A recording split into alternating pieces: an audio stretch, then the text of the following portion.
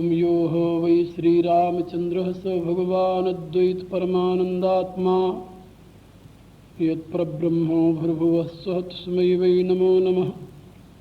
ओम यस्मिन् सर्वं यतो सर्वं यः सर्वं सर्वतश्चयः यश्च सर्वमयो नित्यं तस्मै सर्वात्मने नमः। तस्मै सर्वात्मने नमः। ओम। मेरी प्रिय आत्माओं, आप लोग मेरे से शाश्वत सनातन हिंदू धर्म के संबंध में विचार सुन रहे हैं।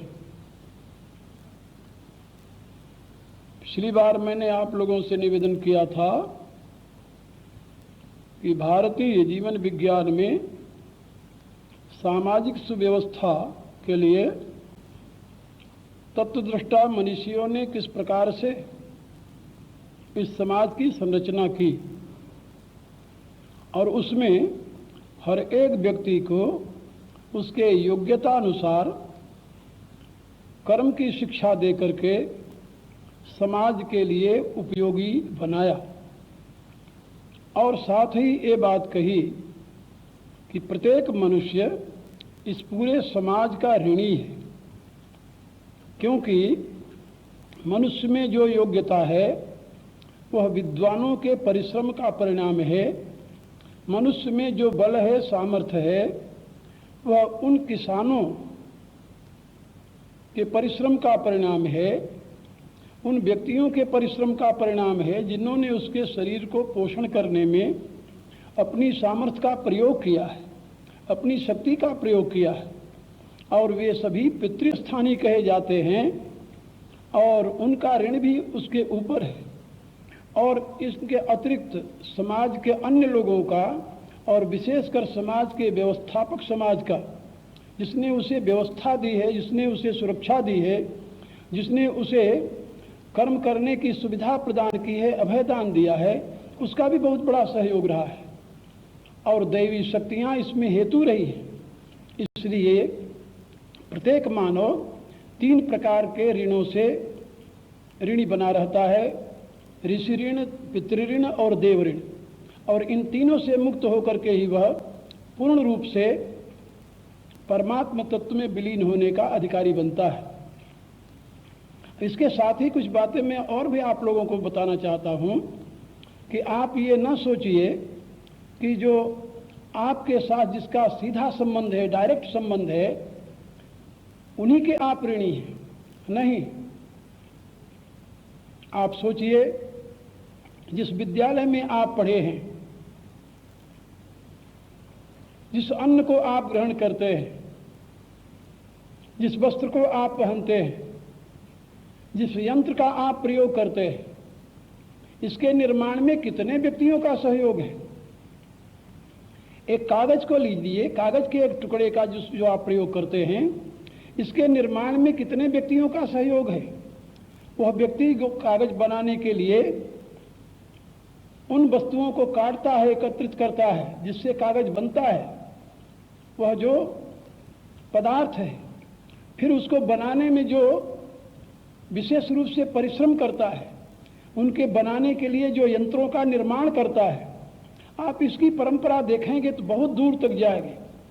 उन पदार्थों को उस मिल तक पहुंचाने के लिए जो मार्ग बना है, उस मार्ग के निर्माण में जिसने पत्थर तोड़ करके सड़क बनाई है, सड़क बनाने में पत्थर तोड़ने का काम किया, वो भी आपके इस योग्यता के निर्माण में सहयोगी है।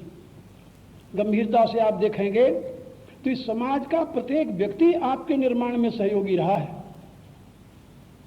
केवल आपका परिश्रम और आपके माता पिता का ही योगदान आपको योग्य बनाने में नहीं रहा, आपको सामर्थ्यशाली बनाने में नहीं रहा। इसलिए एकांत में बैठ करके आप जरा सोचिए कि आज आप इस पूरे समाज के ऋणी हैं कि नहीं हैं। क्या पूरे समाज के सहयोग के बिना आप में इस योग्यता का आविर्भाव होता, इस सामर्थ्य का सृजन हो सकता था? असंभव है। याद रखिए, यदि आप कहें कि सरकार ये सारी व्यवस्था करती है, तो सरकार क्या है? जिसे आप राज्य सत्ता कहते हैं, वो राज्य सत्ता क्या है? राज्य सत्ता और कुछ नहीं है, ये समाज द्वारा निर्धारित किए हुए कुछ व्यक्तियों को दिया गया अधिकार ही राज्य सत्ता के नाम से जाना जाता है।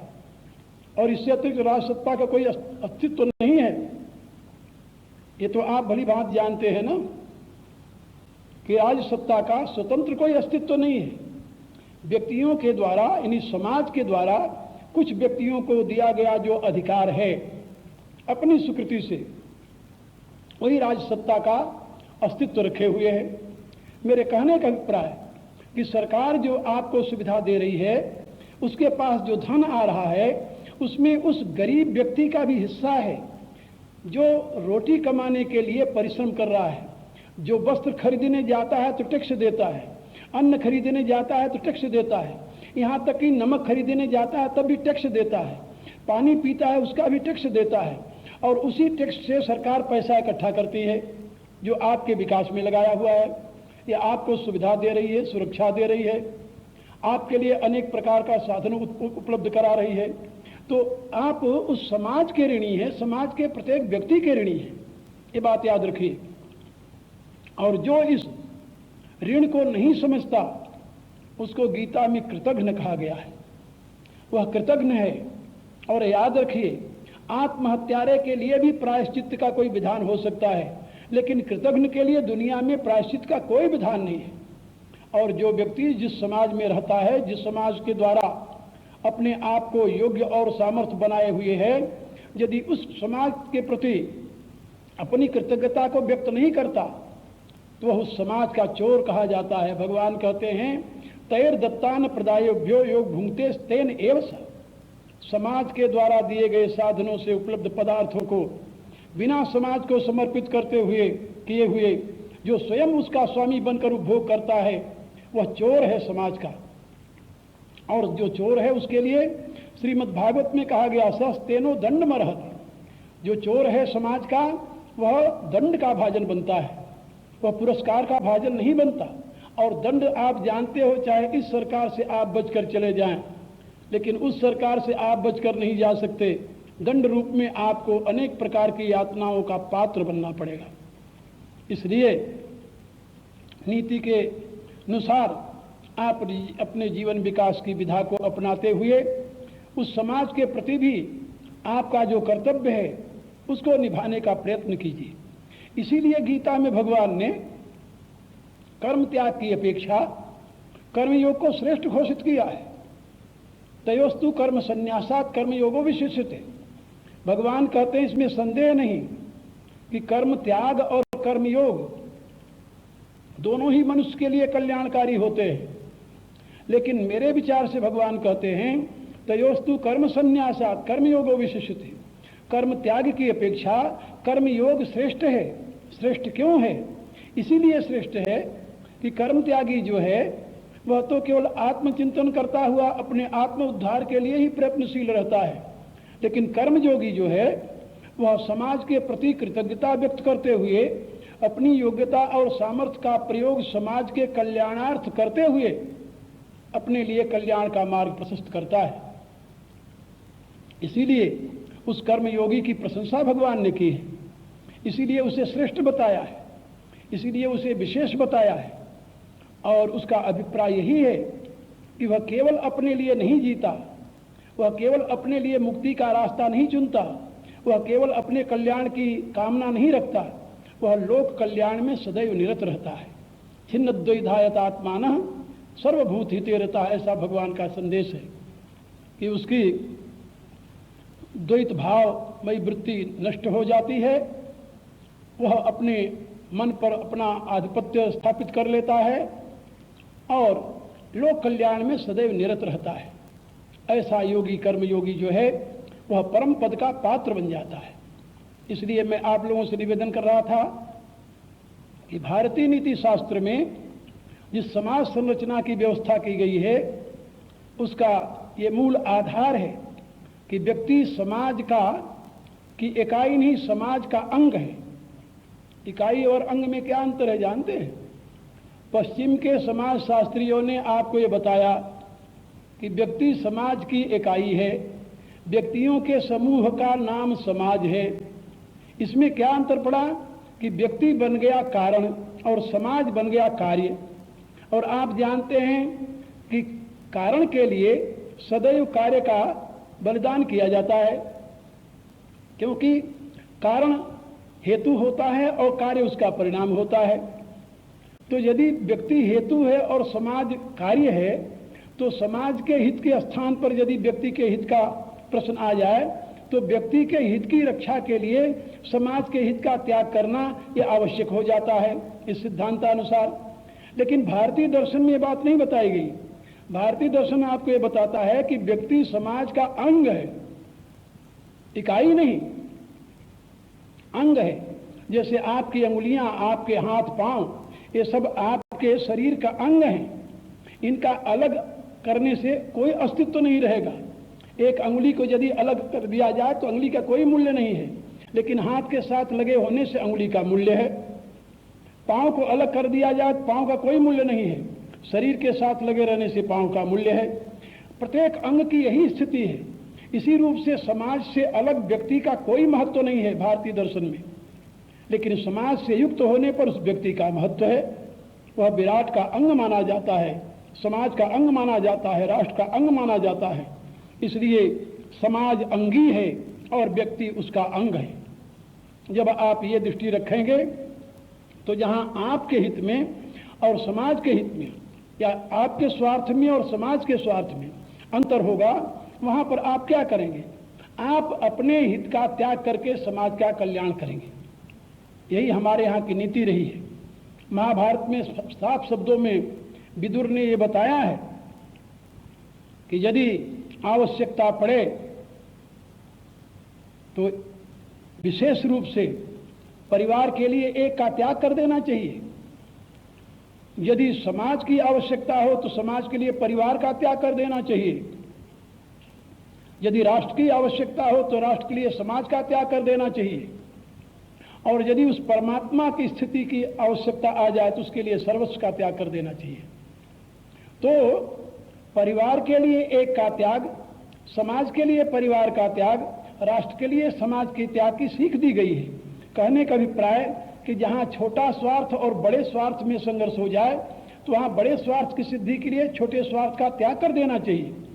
व्यक्ति का अपना स्वार्थ छोटा स्वार्थ है, परिवार का स्वार्थ उससे बड़ा है, परिवार का हित उससे बड़ा है, परिवार के हित से बड़ा समाज का हित है, समाज के हित से बड़ा राष्ट्र का हित है। इसलिए उसके लिए इन छोटे हितों का त्याग कर देना चाहिए।